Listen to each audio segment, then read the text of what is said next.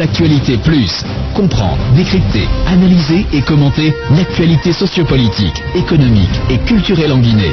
Piloté par l'équipe de la rédaction du groupe SGI Média et les consultants, c'est le rendez-vous phare pour éclairer votre lecture de l'info. La tribune de l'actualité plus, du lundi au vendredi, de 9h15 à 10h45 sur Chéri FM Guinée. Aussi de nous rejoindre, c'est bien Kramo Diaby, lui les responsables techniques du centre d'éducation électorale, civique et électorale de Matoto. Comment se porte pour le CC de Matoto? Oui, bonjour. Bonjour. Et merci pour l'invitation. Vous êtes venu très en retard. Oui. Les aléas de la circulation. Ouais, positionnez bien vous. Donc, comme vous l'avez dit, le centre d'éducation civique et électorale de Matoto se porte très bien. À l'image des autres centres dans les communes urbaines de Conakry et à l'intérieur du pays. D'accord. Parce que nous... Daouda Mohamed Kamara souvent aime insister sur un mot. Quand on parle aujourd'hui du Guinéen, il veut savoir où est le citoyen. Vous qui animez ces structures, est-ce que il vous arrive d'avoir la chance d'avoir des citoyens guinéens? Ou de vous même poser la question, est-ce que le citoyen guinéen, il existe aujourd'hui? Maintenant. Oui, monsieur Diaby. Monsieur Diaby. Bon, merci pour la question. Micro, oui, approchez-vous. Oui. Je dirais que, comme vous l'avez dit, nous sommes tous Guinéens. Oui. Mais le problème, c'est d'avoir des citoyens. Parce que quand on est citoyen et on répond ou on respecte certains critères ou conditions posées par la loi pour qu'on puisse fonctionner normalement. Donc, au cours de nos débats ou de nos sessions, nous arrivions à remarquer qu'il y a, quel que soit, il y a des citoyens parmi les Guinéens. Donc, un citoyen, c'est quelqu'un qui connaît ses droits, mais aussi ses devoirs. Et également qui sait que sa liberté se limite là où commence celle des autres. Et qui est soucieux du développement de sa communauté. Ça peut être son quartier, sa mairie ou son pays. Donc, avec ces centres d'éducation civique, nous arrivions également à faire tout notre possible pour qu'il y ait beaucoup plus de citoyens parmi les Guinéens. Oui, c'est effectivement à ce niveau. Lorsqu'on se pose la question, c'est vrai, il y a des citoyens guinéens aujourd'hui, des citoyens modèles, mais à quelle proportion? Est-ce que cela ne vous amène pas vous aussi à vous dire que nous avons encore du chemin à faire pour trouver une proportion élevée ou importante de citoyens modèles dans notre pays? Absolument. C'est la raison d'être de ces centres-là. Parce qu'avant la mise en place de ces centres, il y a eu une évaluation. Tous les Guinéens sont conscients que nous avons un problème lié du côté civisme, du côté de la citoyenneté. Donc ces centres sont là pour qu'il y ait le maximum de bons citoyens.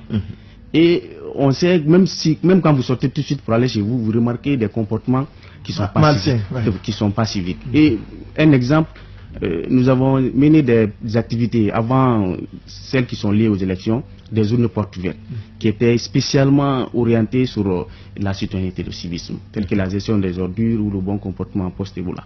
Parce que nous souffrons actuellement, mais les raisons sont beaucoup plus liées à nos propres comportements. C'est ça le problème. Nous sommes la cause de notre souffrance. Donc, il faut montrer aux citoyens que ce n'est pas l'État qui viendra, qui doit tout faire. Et que moi seul, dans ma voiture, je peux garer mal et qu'il y ait 100 voitures derrière moi qui souffrent d'embouteillage à cause de moi. Donc il faut que le citoyen soit conscient de ses propres actes. C'est pourquoi nous animons c'est la raison d'être de ces centres. Oui, monsieur Sanduno, voilà. Monsieur Diaby va vous aider parce que il doit aussi avoir beaucoup d'éléments qui doivent parce que vous l'avez dit, c'est complexe. Toute une panoplie. Vous savez, d'abord, est-ce que vous êtes d'accord avec lui? Oui, je suis d'accord. Micro, oui. Je suis d'accord avec allez-y donc. Docteur. Vous avez cette question de citoyenneté, elle est transversale. Elle n'est pas que pour le citoyen lambda qui se trouve dans le quartier. Le citoyen qui n'est pas à des postes de responsabilité doit être un bon citoyen. Le citoyen aussi qui est cadre ou qui est à des postes de responsabilité doit être un bon citoyen. Parce qu'il faut être un bon citoyen pour gérer bien les affaires. Il faut être un bon citoyen pour participer au développement de sa communauté. Donc, comme l'a dit M. Kamara, un exemple d'être un bon citoyen. Moi, tout de suite, après ces studios, je vais prendre mon véhicule ou ma moto pour aller chez moi.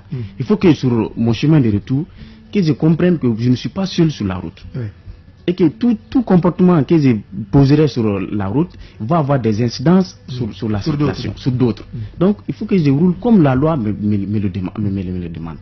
Ensuite, autre exemple de civisme, quand je quitte ici, il ne faut pas que quand je vais boire un sachet d'eau, tout de suite, au lieu de chercher une poubelle, je jette dans la rue. Donc ça c'est moi en tant que citoyen.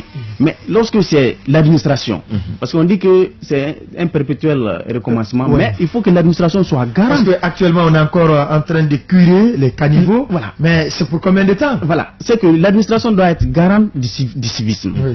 Et c'est là qu'intervient la loi.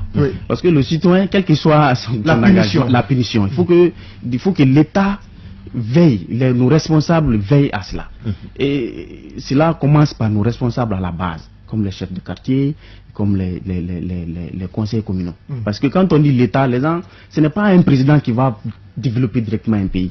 Ce n'est pas non plus un ministre. Mais ce sont ces élus qui sont à la base, nos chefs de quartier, nos chefs de secteur. C'est eux qui ont l'œil sur le citoyen. C'est eux qui savent quel type de qui fait quoi dans le quartier. Donc, dans le secteur, dans le carré, dans la mairie. Dans la mairie, c'est très bien structuré. Mais tant que cette chaîne ne fonctionne pas comme est grippée, Tiens, toujours dans la même dynamique que cette assertion de Dr Dansa Kourouma, Monsieur Sandouno le disait tout à l'heure, on ne respecte pas la loi, on n'applique pas la loi, mais quelque part on dit aussi que la loi est dure, mais c'est la loi. Est-ce que la loi se caresse, ou la loi doit caresser, ou elle doit plutôt s'imposer? Bon, une question transversale. Voilà, c'est que la loi doit s'appliquer. Tout court. Tout court. Du coup, elle doit s'imposer. Elle doit s'imposer. Parce que je reviens un peu sur ce que Dr Dansa a dit, l'incivisme et l'impunité. Mais moi je dirais que le premier enfant même c'est l'impunité, avant l'incivisme. Parce qu'un exemple, chaque fois qu'on a eu un changement de responsable à la tête de notre nation, les gens ils ont peur. Ils disent que attention, lui, dès que tu fais quelque chose, il va te taper. Donc tous les Guinéens rentrent dans leur coquille, quel que soit leur niveau de corruption. Mais ils vous observent, ils regardent comment vous allez marcher. Et dès que vous faites un faux pas, c'est fini pour vous. Dès qu'il y a une petite faille. Dès qu'il y a une petite faille dans votre comportement, dans vos prises de décision ou dans l'application des principes de la loi, ils profitent. Et là, vous ne pouvez plus maîtriser. Donc l'impunité. C'est le cas actuellement. C'est le cas actuellement. Le président Alpha Condé, on l'a beaucoup craint. On disait que non, ça, quand lui va venir avec toute l'expérience qu'il a de l'Occident, ainsi de suite, il va taper. Aujourd'hui, il a voulu caresser. On dit qu'il est embourbé lui-même dans le système. Il a voulu caresser. Dès que vous caressez, vous avez des problèmes. Donc par rapport à l'incivisme, les populations, ils ont peur de vous tant qu'ils savent qu'ils pensent que vous êtes sur le droit chemin et que vous ne pardonnerez pas. Un exemple sur le Ghana, aujourd'hui, les gens disent quand vous laissez votre sac, vous revenez retrouver. Mais est-ce que vous pensez que les Ghanéens sont nés tels? Non, c'est quelqu'un qui est venu, il a tout abandonné, il a dit vous prenez quelque chose, vous payez ou on applique la loi sur vous. Donc aujourd'hui, les Ghanéens sont libres.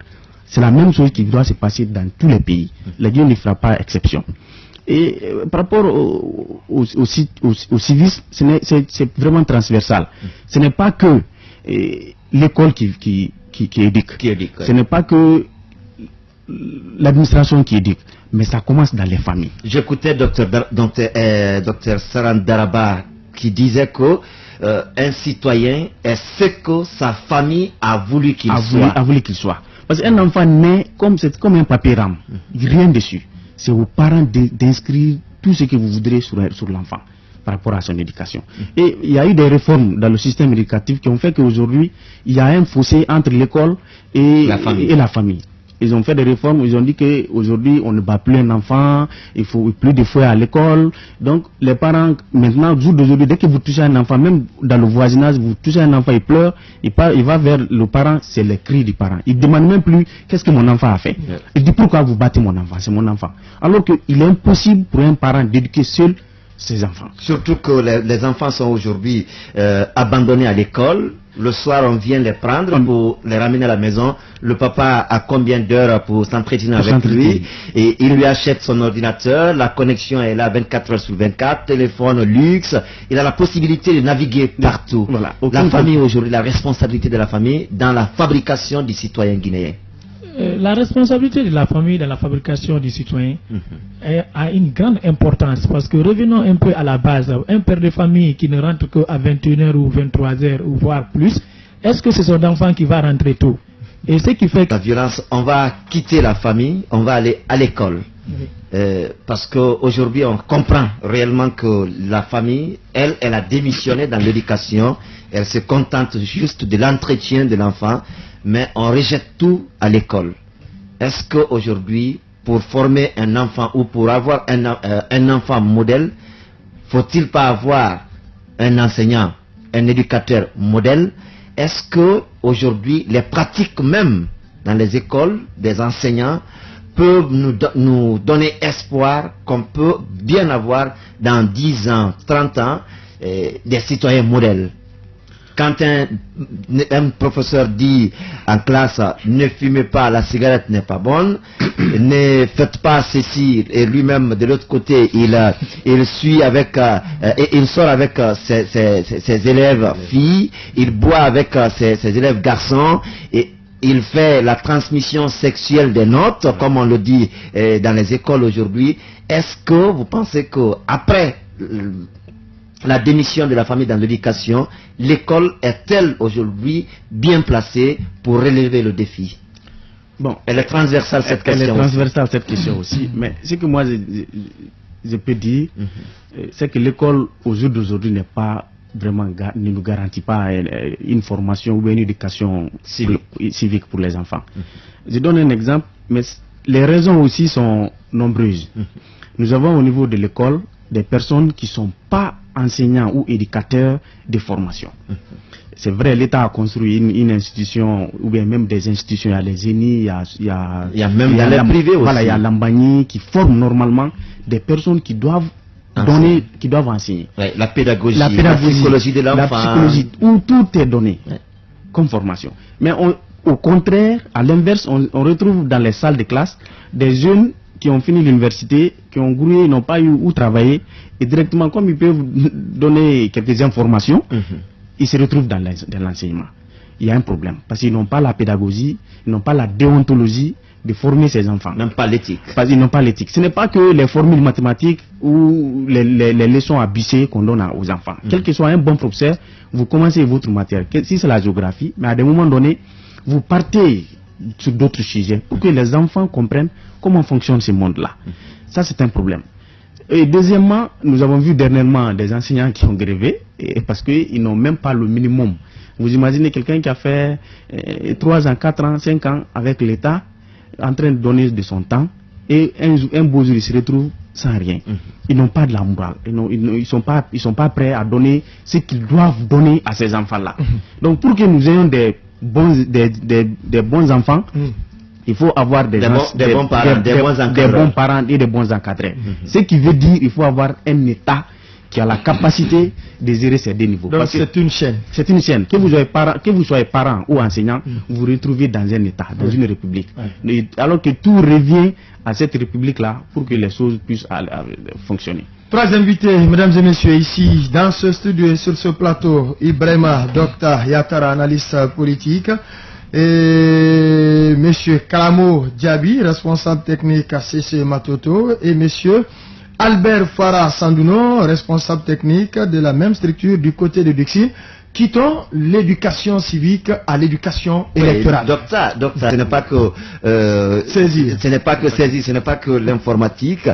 Est-ce que vous vous donnez aujourd'hui du temps de communiquer avec les électeurs, avec ceux qui viennent, les citoyens qui viennent vous voir, que lorsque par exemple vous entrez dans l'isoloir, vous avez des bulletins de vote, voilà celui pour qui vous devez voter. Vous n'avez pas besoin de barrer sa tête ou de raturer sa tête ou barrer d'autres candidats, mais voilà la colonne par exemple qui est indiquée pour que vous votiez bien, pour que votre voix soit prise en compte par les observateurs. Autrement dit, comment voter? Voilà. Comment voter? Je vais un peu revenir sur la question de M. Koné.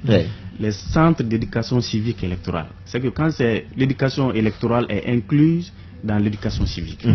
Mais nous avons mis l'accent particulier sur l'éducation électorale parce qu'en Guinée, nous sommes dans un perpétuel cycle organisationnel d'élections. On dirait même presque chaque année, on parle de cycle infernal. Ouais. Et généralement, après ces élections, il y a toujours des tensions, il y a des soubresauts, des psychoses. Donc, c'est pourquoi nous avons mis l'accent sur le côté électoral. Maintenant, qu'est-ce qu'on fait lié par rapport à ces élections, à cette éducation électorale? Nous sommes actuellement, nous organisons des sessions d'animation qui sont de 2 niveaux. Au niveau des centres, nous avons des sessions d'animation et aussi nous avons des animateurs communautaires qui sont sur le terrain. Et l'objectif, c'est lié aux élections communales qui doivent arriver bientôt. Parce que quand on dit local, c'est plus au sens large. Il y a communal et il y a communautaire. Mais comme ils ont programmé les communales, donc nous mettons l'accent sur les élections communales. Et qu'est-ce que nous donnons comme information aux citoyens? Parce qu'il faut faire la différence entre les informations. La CENI, par exemple, donne les informations sur le vote, la date, les cartes d'électeurs, c'est quand, c'est qui, où. Mais nous, en tant que structure d'appui aux activités de la CENI, nous informons et sensibilisons les citoyens. C'est-à-dire comment se passe le processus.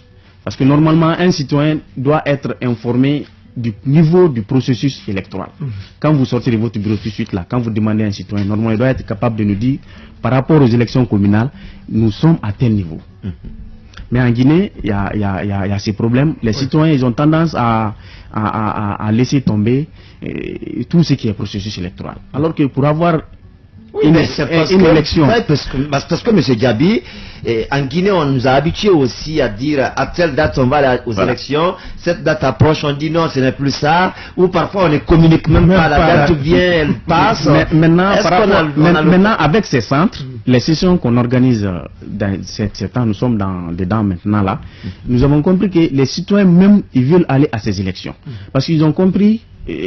pour leur développement, ils ont besoin de ces autorités-là.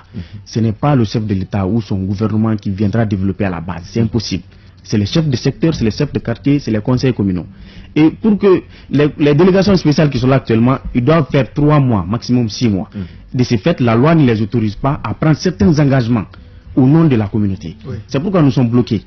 Ils s'occupent des affaires courantes. Des affaires courantes. Quand on a affaires courantes, c'est des petits trucs qui ne peuvent pas engager. C'est des petits trucs. C'est pourquoi on ne peut pas se développer. Depuis tous ces temps, on ne peut pas se développer parce que nous nous sommes bloqués nous-mêmes à la base.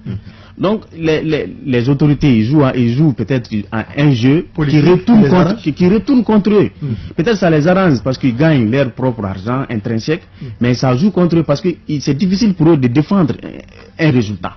Quand vous allez aujourd'hui, les gens sont en train de pleurer dans les quartiers, on a des ordures. Ils sont en train de pleurer, on a l'insécurité. Alors que c'est eux-mêmes qui doivent gérer ces ordures-là, parce que c'est eux qui produisent. Vous ne pouvez pas envoyer une entreprise multinationale pour gérer les ordures, alors que ceux qui produisent d'abord doivent être associés.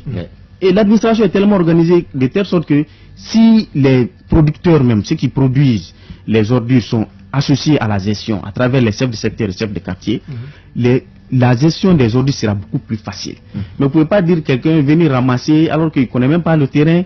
La communauté dira, bon, c'est leur problème ça. Vous ramassez, demain ils viendront jeter. Vous ramassez, demain ils viendront jeter. Et bientôt la saison des pluies, les gens ils vont trouver leur vraie poubelle. Dès qu'il pleut un peu seulement, un caniveau. Alors que ceux qui les gens ne comprennent pas, quand vous posez des actes... Non, c'est même plus caniveau quand il pleut, puisque il y a les eaux de ruissellement. Les eaux de ruissellement, ils jettent devant leur porte, ils jettent dedans, même pas les caniveaux. Alors que tout acte qu'on pose retourne contre soi-même. Si c'est un bon acte, ça retourne. Si c'est un mauvais, ça retourne. Lorsque vous jetez les ordures comme ça, ça se retrouvera soit chez un voisin, parce que nous n'a pas des... Ce qui est monnaie courante, parfois ça peut même être source de conflits entre citoyens de la même localité. Voilà, où ces ordures vont être à la source, à la base des inondations, des maladies épidémiques. Et les gens tomberont malades, il va y avoir des contaminations. Donc l'action que vous avez posée a causé des maladies qui retournent contre toi-même. Donc c'est pourquoi, par rapport à ces élections, il est temps d'aller à ces élections-là. Il est temps d'aller à ces élections, mais aussi l'autre question qu'on se pose, c'est bien de savoir est-ce que ceux-mêmes qui sont qui sont à la gestion, qui sont dans l'administration, qui sont aux affaires, chefs de quartier, chefs de secteur, maires de la commune, est-ce que eux-mêmes, vous vous intéressez